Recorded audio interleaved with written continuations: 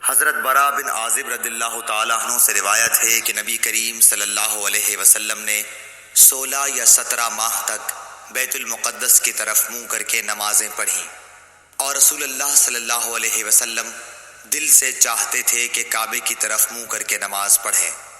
آخر اللہ تعالیٰ نے یہ آیت نازل فرمائی، ہم آپ کا آسمان کی طرف بار بار چہرہ اٹھانا دیکھتے ہیں۔ پھر آپ نے کعبے کی طرف منہ کر لیا، اور احمقوں نے جو یہودی تھے کہنا شروع کیا کہ انہیں اگلے قبلے سے کس چیز نے پھیر دیا۔ آپ فرما دیجئے کہ اللہ ہی کی ملکیت ہے مشرق اور مغرب، اللہ جس کو چاہتا ہے سیدھے راستے کی ہدایت کر دیتا ہے۔ جب قبلہ بدلا تو ایک شخص نے نبی کریم صلی اللہ علیہ وسلم کے ساتھ نماز پڑھی، پھر نماز کے بعد وہ چلا اور انصار کی ایک جماعت پر اس کا گزر ہوا جو عصر کی نماز بیت المقدس کی طرف منہ کر کے پڑھ رہے تھے۔ اس شخص نے کہا کہ میں گواہی دیتا ہوں کہ میں نے نبی کریم صلی اللہ علیہ وسلم کے ساتھ وہ نماز پڑھی ہے جس میں آپ نے موجودہ قبلہ کعبے کی طرف منہ کر کے نماز پڑھی ہے۔ پھر وہ جماعت نماز کی حالت میں ہی مڑ گئی اور کعبے کی طرف منہ کر لیا۔ صحیح بخاری حدیث نمبر 399۔ جابر بن عبداللہ نے فرمایا کہ نبی کریم صلی اللہ علیہ وسلم اپنی سواری پر خواہ اس کا رخ کسی طرف ہو نفل نماز پڑھتے تھے، لیکن جب فرض نماز پڑھنا چاہتے تو سواری سے اتر جاتے اور قبلے کی طرف منہ کر کے نماز پڑھتے۔ صحیح بخاری حدیث نمبر 400۔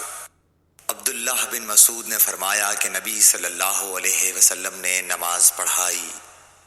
ابراہیم نے کہا مجھے نہیں معلوم کہ نماز میں زیادتی ہوئی یا کمی۔ پھر جب آپ نے سلام پھیرا تو آپ سے کہا گیا کہ یا رسول اللہ صلی اللہ علیہ وسلم کیا نماز میں کوئی نیا حکم آیا ہے؟ آپ نے فرمایا آخر کیا بات ہے؟ لوگوں نے کہا آپ نے اتنی رکعتیں پڑھی ہیں۔ یہ سن کر آپ صلی اللہ علیہ وسلم نے اپنے دونوں پاؤں پھیرے اور قبلے کی طرف منہ کر لیا اور سہو کے 2 سجدے کیے اور سلام پھیرا، پھر ہماری طرف متوجہ ہوئے اور فرمایا کہ اگر نماز میں کوئی نیا حکم نازل ہوا ہوتا تو میں تمہیں پہلے ہی ضرور کہہ دیتا، لیکن میں تو تمہارے ہی جیسا آدمی ہوں، جس طرح تم بھولتے ہو میں بھی بھول جاتا ہوں، اس لیے جب میں بھول جایا کروں تو تم مجھے یاد دلایا کرو، اور اگر کسی کو نماز میں شک ہو جائے تو اس وقت ٹھیک بات سوچ لے اور اسی کے مطابق نماز پوری کرے، پھر سلام پھیر کر 2 سجدے سہو کے کر لے۔ صحیح بخاری حدیث نمبر 401۔ انس بن مالک رضی اللہ تعالی عنہ سے روایت ہے کہ عمر رضی اللہ تعالی عنہ نے فرمایا کہ میری 3 باتوں میں جو میرے منہ سے نکلا میرے رب نے ویسا ہی حکم فرمایا۔ میں نے کہا تھا کہ یا رسول اللہ صلی اللہ علیہ وسلم اگر ہم مقام ابراہیم کو نماز پڑھنے کی جگہ بنا سکتے تو اچھا ہوتا۔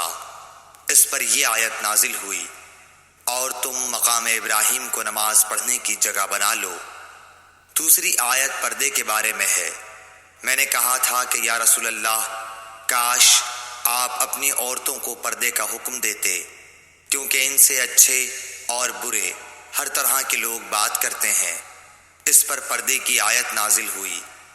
اور ایک مرتبہ حضور صلی اللہ علیہ وسلم کی بیویاں جوش و خروش میں آپ کی خدمت میں اتفاق کر کے کچھ مطالبات لے کر حاضر ہوئیں۔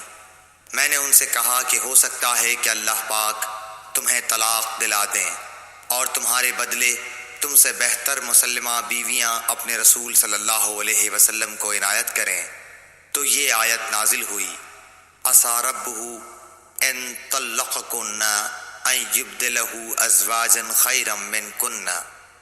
اور سعید بن ابی مریم نے کہا کہ مجھے یحییٰ بن ایوب نے خبر دی، کہا کہ ہم سے حمید نے بیان کیا، کہا میں نے حضرت انس رضی اللہ تعالی عنہ سے یہ حدیث سنی۔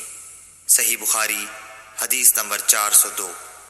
عبداللہ بن عمر سے روایت ہے، آپ نے فرمایا کہ لوگ قباء میں فجر کی نماز پڑھ رہے تھے کہ اتنے میں ایک آنے والا آیا اس نے بتایا کہ رسول اللہ صلی اللہ علیہ وسلم پر کل وحی نازل ہوئی ہے اور انہیں کعبے کی طرف نماز میں منہ کرنے کا حکم ہو گیا ہے۔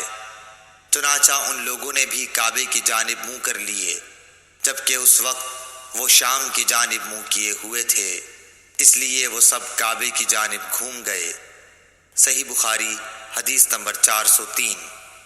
جناب عبداللہ سے روایت ہے، انہوں نے فرمایا کہ نبی کریم صلی اللہ علیہ وسلم نے بھولے سے ظہر کی نماز ایک مرتبہ 5 رکعت پڑھی۔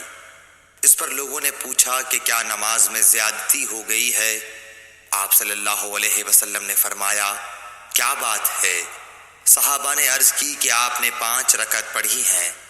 عبداللہ بن مسعود رضی اللہ تعالیٰ عنہ نے فرمایا کہ پھر آپ نے اپنے پاؤں موڑ لیے اور سہو کے 2 سجدے کیے۔ صحیح بخاری حدیث نمبر 404۔